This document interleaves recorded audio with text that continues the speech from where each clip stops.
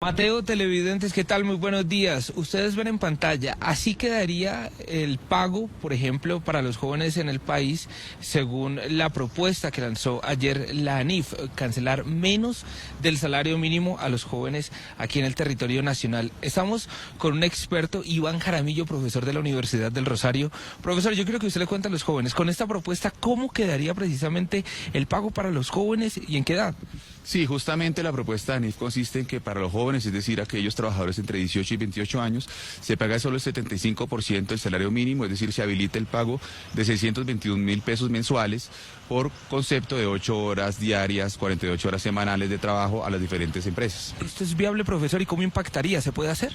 Tiene unas dificultades importantes jurídicas porque la Constitución promete una remuneración mínima, vital y móvil para los trabajadores en Colombia y esta propuesta pues violaría ese principio de remuneración mínima que está previsto en el artículo 53 de la Constitución Política de Colombia. Profesor, aquí muchos jóvenes se preguntarán, ¿se endeudan en ICETEX, se endeudan en bancos para ganar esto? ¿Por cuánto tiempo sería?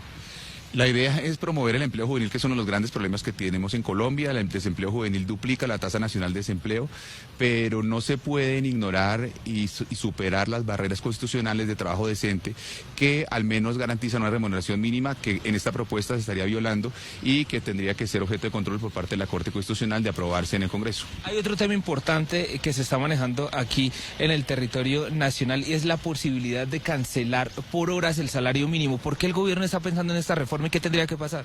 Porque justamente la tasa de desempleo está muy alta en Colombia, seguimos en 2 dígitos, no hemos podido bajarla. Una de las alternativas que se plantea es la flexibilización, que no ha probado ser eficiente en ningún país del mundo.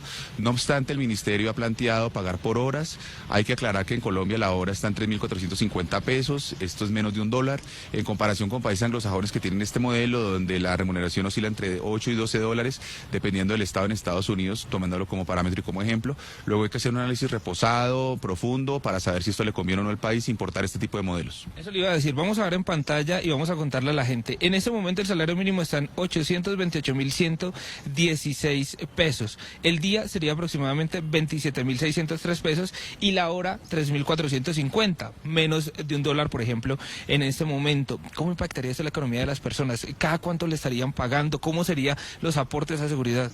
Sí, la contratación por horas en el mundo funciona con una protección a la demanda y no a la oferta, es decir, que las empresas son las protegidas. Hay una contratación en la que se llama al trabajador y sobre el número de horas que efectivamente labore se paga sobre esa base de 3.450 como mínimo.